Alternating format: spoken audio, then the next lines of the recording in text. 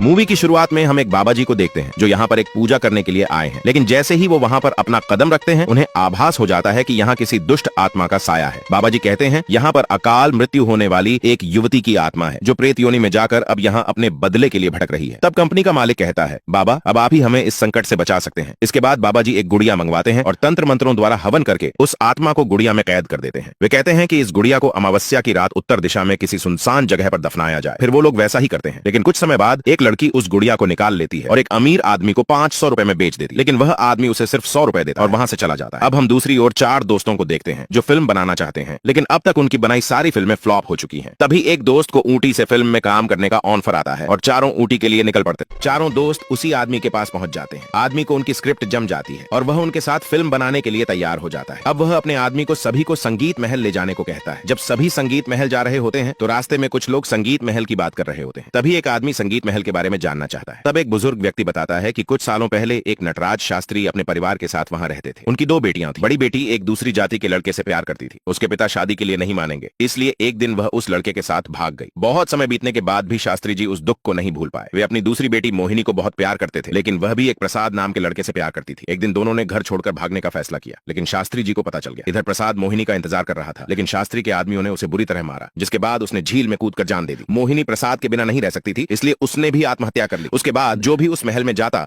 मोहिनी की आत्मा। अब हम उसी वेंकटराव को गुड़िया के साथ देखते हैं जो 100 के लिए आया था। वेंकटराव सभी को गुड़िया का नाम सुब्बू बताता है। तभी गुड़िया अचानक बोल पड़ती है और कहती है, मेरा नाम गीतांजलि है। तब वेंकटराव कुछ समझ नहीं पा रहा था कि गुड़िया कैसे बोल सकती है और वह उससे पूछता है, मैंने तो तुम्हारा नाम सुब्बू रखा था। तब गुड़िया गुस्से में कहती है, तू कौन होता है मेरा नाम रखने वाला, और वहाँ पर बैठे आदमी की बेइज्जती कर देती, जिससे वेंकटराव को बाहर भगा दिया जाता है। अब घर आकर वेंकटराव गुड़िया को गौर से देखता है। वेंकटराव गुड़िया पर गुस्सा करता है और कहता है, तूने मुझे एक झटके में बर्बाद कर दिया, और उसे बाहर फेंक देता है। लेकिन वेंकटराव सुबह उठकर गुड़िया को अपने पास देखकर डर जाता है। दूसरी तरफ रात को जब संगीत महल में एक आदमी सफाई कर रहा था, तभी किसी ने उसे धक्का देकर नीचे गिरा दिया, जिससे उसकी मौत हो जाती है। तब पुलिस महल के मालिक विष्णु से कहती है, अब तक यह 10 लोगों की मौत हो चुकी है, इसलिए हम इस महल को सील कर रहे हैं। लेकिन विष्णु उसे पैसों का लालच देता है, जिससे वह मान जाता है। इधर अब वेंकटराव को जैसे ही पता चलता है कि इस खिलौने में खतरनाक आत्मा है, इसलिए वो उसे आग में जला देता है। दूसरी तरफ हमें विष्णु की सच्चाई पता चलती है जब वो अपने मरे हुए पिताजी की फोटो के सामने खड़े होकर कहता है, मैं आपकी मौत का बदला उन सभी से लेकर रहूंगा और उसी महल में सभी की जान ले लूंगा। इसके बाद वो फिल्म की हीरोइन अंजलि के बॉयफ्रेंड को जान से मार देता है। इधर महल में सभी लोग फिल्म को शुरू करने के लिए पूजा कर रहे थे, लेकिन नारियल चढ़ाने पर वो अंदर से काला निकलता है। वो उस पर ध्यान नहीं देते। तभी शीनू बताता है कि जो कैमरामैन फिल्म शूट करने के लिए आ रहा था, उसका एक्सीडेंट हो गया है। तब विष्णु दूसरा कैमरामैन अरेंज करने को कहता है। दूसरी तरफ जब वेंकटराव जैसे ही सूटकेस खोलता है, गुड़िया उसके सामने। ये देख वेंकटराव डर जाता है। गुड़िया उससे कहती है, मेरी बहन संकट में है, जल्दी मुझे वहाँ ले चलो। तब वेंकटराव डरते हुए कहता है, अगर मैं तुम्हें तुम्हारी बहन के पास ले चलूंगा तो तुम मुझे छोड़ दोगी। जिस पर गुड़िया जवाब देती है, हाँ मैं तुम्हें छोड़ दूंगी। अब रात को जब अंजलि सो रही थी तो उसे किसी के रोने की आवाज सुनाई देती है। वो डरते हुए बाहर जाकर देखती है कि झूला अपने आप हिल रहा। जब वह उसके पास जाती है, अब अंजलि जैसे ही पीछे देखती है, शास्त्री की पत्नी की आत्मा वहाँ आ जाती है। अंजलि डर जाती है और जोर से चिल्लाती है। उसकी आवाज सुनकर सभी वहाँ आ जाते हैं। अंजलि सभी को भूत के बारे में बताती है, लेकिन कोई उसकी बातों पर यकीन नहीं करता। लेकिन वहीं खड़े विष्णु के आदमी को उस पर शक होता है, इसलिए वो विष्णु को कॉल करके सारी बात बताता है। इसके बाद विष्णु पुरानी बात सोचता है जब वो रात के समय संगीत महल गया और उसने ऐसा नजारा देखा जिससे उसके पैरों तले जमीन खिसक गई। उसने मरे हुए शास्त्री और उसके परिवार को नाचते हुए देखा था, लेकिन जब वो पीछे मुड़ा तो शास्त्री उसके पीछे था। उसने उसे बहुत मारा। किसी तरह जान बचाकर वो वहाँ से निकल भागा।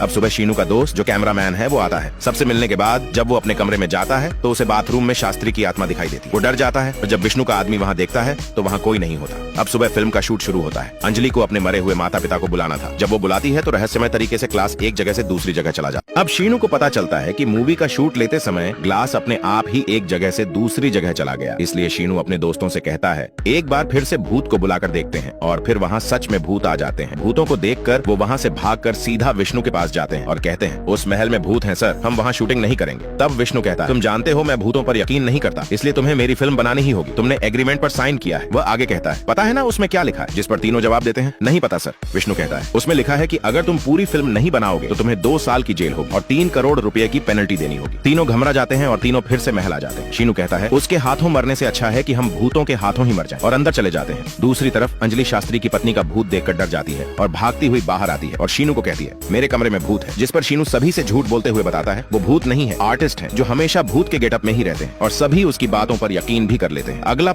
अब जब कैमरामैन अपने कमरे में शराब पी रहा था तभी शास्त्री उसके पास आ जाता है, लेकिन वो उसे भूत नहीं आर्टिस्ट समझ रहा था और उसे अपने साथ शराब पीने के लिए कहता है। लेकिन शास्त्री का भूत उसे कहता है एक कलाकार के लिए शराब हानिकारक होती है और शराब की बोतल लेकर वहाँ से गायब हो जाता है। दूसरी तरफ भी बेचारे शास्त्री की पत्नी से कोई नहीं डरता और अंजलि उसे अपने परिवार की फोटो की एल्बम दिखाने लगती है। इधर अय्यान भी शास्त्री की बेटी के साथ ठिठोली करता है। इस महल में अब बेचारे भूतों की कोई इज्जत ही नहीं बची है। कोई भी कहीं भी बेचारों को कुछ भी कह रहा है। ये कैमरामैन तो बेचारे शास्त्री के भूत के पीछे ही पड़ गया, उससे फिल्म में एक्टिंग करवा रहा है। इधर विष्णु शीनू को कॉल करता है और कहता है कल भूतों को कन्विंस करके उनके साथ फिल्म की शूटिंग करो, जिससे शीनू की फटके चौंसर हो जाती है। अब भूतों के साथ फिल्म का सीन शुरू होता है। अंजलि कहती है पिताजी मैं डेविड से बहुत प्यार करती हूँ और उसी से शादी करूंगी। तब शास्त्री कहता है ये असंभव है पावनी, ऐसा मत कर। इसके बाद अय्यान शास्त्री को अनशन बोल देता है, जिससे शास्त्री को गुस्सा आ जाता है और उसे चांटा मार देता है। इससे सभी शास्त्री पर गुस्सा हो जाते हैं। अय्यान शास्त्री से कहता है क्या रे तूने इतना जोर से कैसे मारा? अगर तू मुझे अकेला मिल गया ना तो तुझे जिंदा नहीं छोड़ूंगा। कैमरामैन कहता है हरा रंग लगाकर तूने खुद को अवतार समझ रखा है क्या? इस पर शास्त्री के भूत को बहुत गुस्सा आता है और वह बहुत जोर से चिल्लाता है, जिससे खिड़की दरवाजों के कांच फूटने लगते हैं और अय्यान कैमरामैन दोनों के सिर फोड़ देता है। अब सभी विष्णु के घर के बाहर छुपे हुए थे। अंजलि कहती है तुम पागल हो गए हो क्या? भूतों के साथ शूटिंग करके सभी को खतरे में डाल दिया। कैमरामैन और अय्यान कैसे हैं? जिस पर एक दोस्त कहता है हॉस्पिटल में एडमिट है। फिर चारों विष्णु के घर के अंदर जाकर एग्रीमेंट चुराने का प्लान बनाते हैं। जब विष्णु बाहर जाता है तो सभी चुपके से उसके घर में घुस जाते हैं। इधर हॉस्पिटल में दोनों को होश आ जाता है। कैमरामैन कहता है मैंने उस शास्त्री को मेथड एक्टर समझकर रिस्पेक्ट दी और उसने मुझे ही मारा, छोड़ूंगा नहीं उसे। और वहां से निकलकर सीधा शास्त्री को मार